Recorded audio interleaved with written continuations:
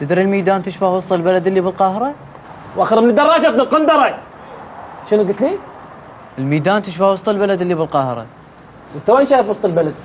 رايح لها غير؟ يعني انت مسافر؟ طبعا. شو وقت لحقت؟ منين لك؟ شلون؟ شك هي 500,000 انت بنص القاهرة. وقت بس انت لازم تروح القاهرة تدري؟ ليش عين؟ لانك هواية هناك ناس يشوفوك، نفس تسريحتك نفس لبسك. حجي انت سامع معك قطعه بالدرزين؟ اني قطعه بالحاويه، ماكو مثل ستايلي. هاي القمصله وحده مشتريها من البالة، ما حد مشتريها غيري. يا ما حد مشتريها غيرك، بس انت لازم تروح. شلون اروح؟ بالواقع مال الكهرباء غير ما عندي جواز. انا طلع لك جواز. مو خاف اصدق حجي، دير بالك. ما لك علاقة يمي، مو قلت لك رايحين؟ يعني وين اردفتها؟ يعني انا ببالي يعني للقاهرة نخلص 5 ايام 6 ايام